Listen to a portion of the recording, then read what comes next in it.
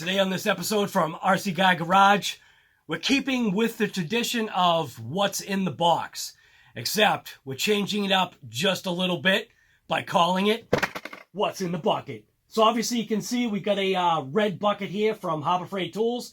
It says quality tools, lowest prices. Quality tools, yeah, you can get some things there that are of okay quality. Low prices, I don't know, not so much anymore. I mean, there are a couple of things that are pretty low on that price range. But if you're interested in watching what fit inside this bucket right here, and actually two items that actually didn't fit, stay tuned for this episode from RC Guy Garage, because we're going to bust into that bucket right now and show you what I got from Harbor Freight Tools. So if you're ready, let's just bust into it. Not only do you get this super cool red Harbor Freight bucket that says quality tools at lowest prices, what it does is it actually allows you to carry your items if you don't want to do a shopping cart. And if you spend over a certain amount, I think it's like 24 bucks or 25 bucks, they actually throw in the bucket for free. And if you're already there and you're buying stuff, why not just get the free bucket? So first off, this right here, this is just a Harbor Freight branded AntiFatigue Roll Mat. I didn't actually intend to use this on the ground, or at least on the floor, because I'm on a padded rug anyway. But the thought was, seeing that this was a gray material instead of being a black, I thought this might be nice to actually overlay when I'm doing work so that I'm not scratching the absolute crap out of my table and destroying the graphics that are actually on here. So that was the point of buying this anti-fatigue roll mat. Now, this anti-fatigue roll mat was actually, let's see, how much did they charge me for this thing? $8.99. Probably should have used a coupon. Then, I've actually been wanting this for quite some time. This is a 14 gauge indoor 12 outlet super power strip. At a max watch of 1875, obviously you can see it was 14 gauge. Rated voltage is 125 volts. Max amperage 15. Yeah, this thing is awesome. It's got a 70-inch power cord, 12 3-prong grounded outlets with space for wall adapters, which is something that's pretty important. I mean, look at the damn length of this thing. This thing is massive. Overall lengthwise, so we're coming in at a length of, looks like it's just a touch over 48 inches. And that is accounting for the actual mounting brackets that are on both this side and the opposite side right there. And the intent of mounting this, I'll show you where I intend on mounting this. So what I had intended when I built this bench, we've got an inset that's actually inside right there. And my thought is to take that and actually mount it right across that entire length. I guess probably spaced out evenly. And that way I can power things and not have the cords actually laying on the bench. They'll be kind of like forward. It seems to be the better option to do for my situation. That power outlet was $18.39. Looks like the original price of it may have been $22.99 or something like that. So save $4.60. Not too bad. Put that aside. Then we got this right here. This is the Apache 1800, and it says rugged mobility. And the intent with this thing right here was, let's see. It's a waterproof protective case with a pick-apart foam, which is obviously cut into these small little squares. So apparently you can, I guess, fine-tune or adjust depth to whatever maybe you're fitting in there. So this is actually an IP65 rated watertight and dustproof case. Pick and pull foam insert for impact absorbing protection. Strong, secure, easy open latches. Adjustable pressure relief valve equalizes pressure for easy opening. Pre-drilled for 2 padlocks. Locks not included, obviously. Dimensions on this thing right here, 8 1/8 by 5 5/8 by 3 3/4. Weatherproof, dustproof, impact resistant. So this thing right here, what I wanted to do with this what is nice too is it actually does have real hinged components. So it's not like that plastic that eventually, you know, as you're flexing back and forth, all of a sudden just one day that clasp is just going to rip off. And the same thing on the back side, the hinges are also pinned. Open it up. Oh, look at that. I like that. It's got a stop. So it has that material on the top, the foam material, and this is that pick-apart stuff that they're talking about, where you can see you can actually pull apart, you know, all these little squares to fit whatever your needs, I guess, are. And the same goes for the other layers of foam. Looks like all the way through. So we've got 1, 2, 3, and then a bottom layer. So the bottom layer is just the regular layer, just to, I guess, protect everything. Square-wise, they all look the same. See how they have that square pattern that you can rip apart? So my intent with this was I'm never able to safely, I guess, transport all my GoPros. So my plan is to have something that will actually hold GoPros, a charger, maybe a wire. I don't know. It was just a thought to where I never have enough room to be able to carry all my GoPro. I'm only putting that like that because that lens is garbage. I guess maybe you want to say it's a way to put all my little electronics in one space. And you don't have to be restricted to having that footprint, because obviously you can take it and pick apart the foam and maybe dive it in like that so that, you know, you're not restricted on space. Maybe the same thing with this GoPro too. Kind of put it down, you know, like that to kind of save space. So that's the thought. So maybe we'll go like that. Maybe we'll go like that with the GoPro. Maybe have like a box section here for just pieces, parts, wires, and whatever. Maybe even memory cards. Who knows? Maybe I can do like a small little pick-apart piece for memory cards. But that's the intent for that right there, to be able to have a safe place for all my camera equipment for when I'm obviously, you know, going off-site to video RC stuff or whatever else I decide to video. But I think that Apache case right there from Harbor Freight, I think that's going to do the job. Oh, and this is that thing right there that they were talking. This is open and close valve securely before getting wet. So looks like you close the valve to seal it, open the valve to obviously, I guess, maybe to be able to vent it and open it or something. So, yeah. I don't know, it just seems like a good idea. So the price on that Apache utility case, $11.99 for that Apache case. I'm always in need of little tiny picks, you know, such as this. For maybe picking out, one thing is obviously picking out when you bash an RC in the sand and the dirt and the mud, a lot of times these fasteners get impacted with stones and grit, and you can't find anything sometimes sharp enough, and I used to use a needle.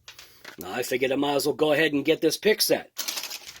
And for the mini pick set, it's $1.99 right there. So, I mean, we're not talking about, you know, automotive, you know, grade stuff. This is just perfect for, I guess you want to say, hobby grade. Then, this right here. Now, you can never have enough of these smaller size precision pliers. So this is the Pittsburgh 6-piece precision plier set. It comes with a 5 3/4 needle nose, which is this right here. And one of the things that I actually did before I walked away was I checked all the pieces and made sure that, you know, everything was, you know, okay. That the jaws weren't, you know, misaligned, that things actually clamped down and felt actually usable. So we've got the 5 3/4 needle nose pliers.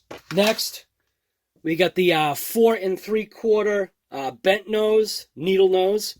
Again, same thing. I just made sure that, you know, before I bought it, I made sure that, you know, this actually closed and it did its job and the jaws weren't misaligned. Then we got this right here, which this is nice. So this right here, this is a flat nose, and it's kind of apparent why it's called a flat nose. Same thing, I just checked it out. What I use these for is in that situation where I don't want to mar, say, a shock shaft, okay? So, I mean, we're not talking about, you know, automotive grade stuff. This is just perfect for, I guess you want to say, hobby grade. So the price on that Apache case, $11.99 right there. So We got a video on rebuilding this shock or actually changing out the fluid the proper way. You want to be able to grab that shaft, right? You want to put a material that's actually in between these flat nose pliers, preferably like a piece of rubber or a thick elastic band or something like that. That way you get grip and you're not marring the actual shaft. So that's what I use these particular pliers for.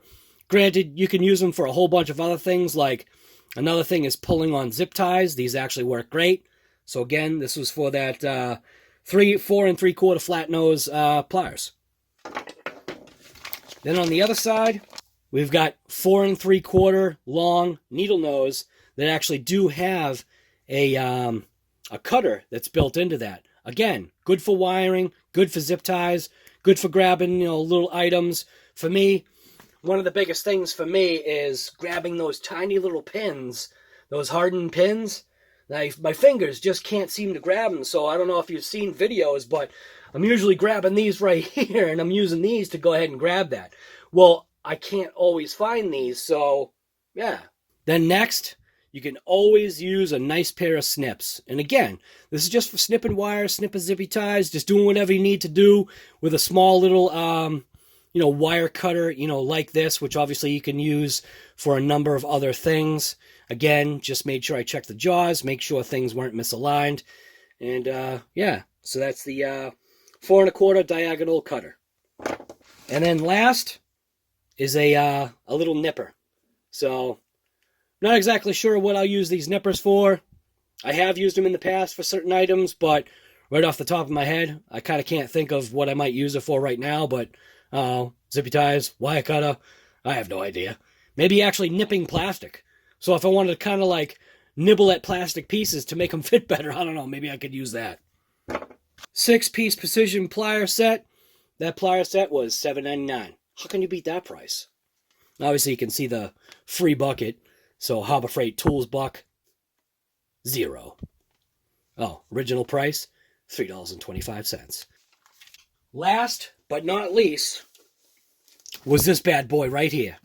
So I kind of been wanting to have a small little, I guess you call hobby vise, and you can see this is a 2.5-inch vise.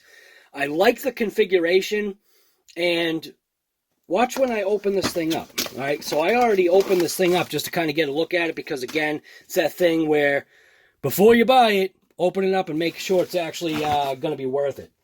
So when I had opened this up, when you get this thing in your hand and you think of how much you paid for this, I think I paid $20 for this. Yeah, this thing was $20. It's it says it's Central Forge, whatever that's supposed to mean, but the whole thing is this is just a hobby vise. Usually what I end up doing is I end up using like a brick or a piece of cinder block or a piece of wood.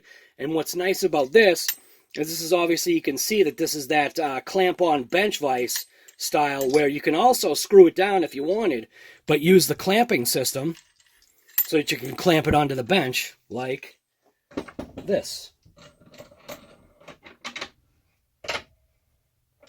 And there we go. Check that out. So the nice thing about this is, I guess, all the options that this bench vise has. And this is just a hobby vise. So you turn this little, you have valve. So I'm going to call that a valve. You turn this little screw right here.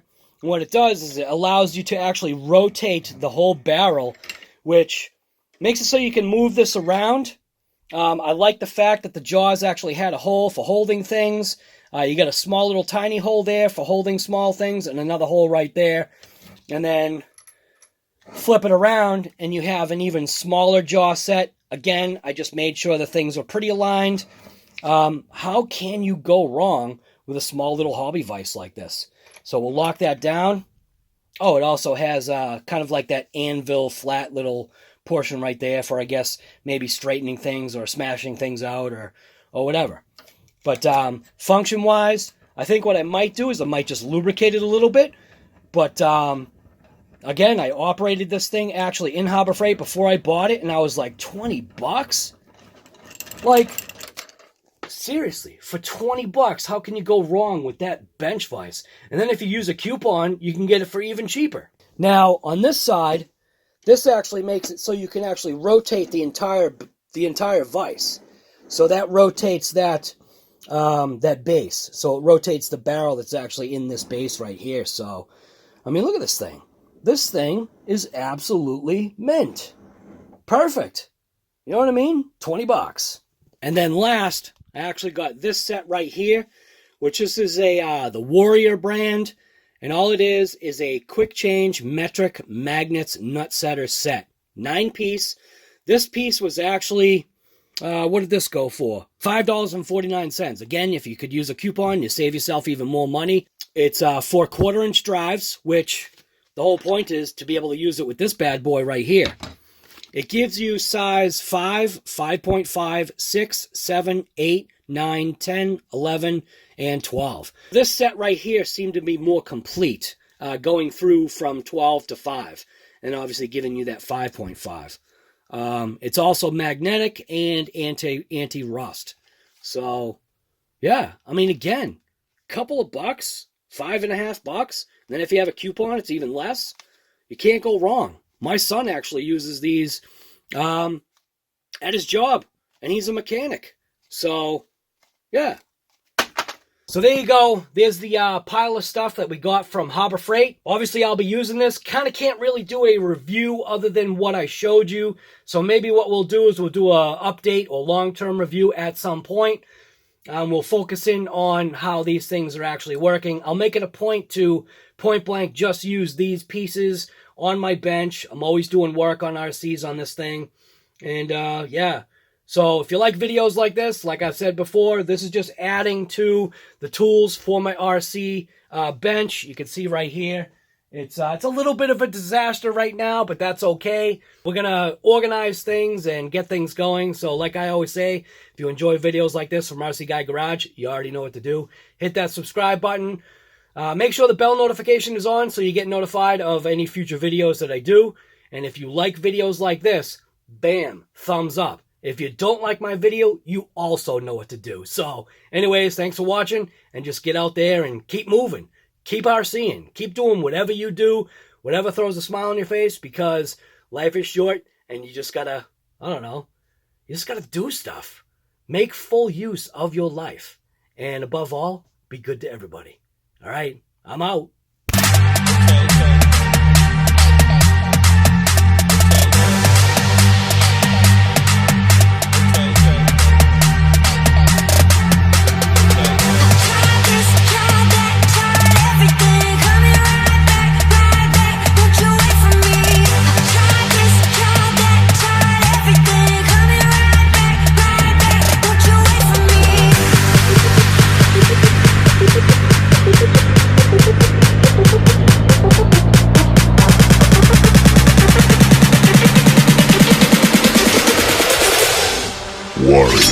So inside that kit, get a whole pile of white parts.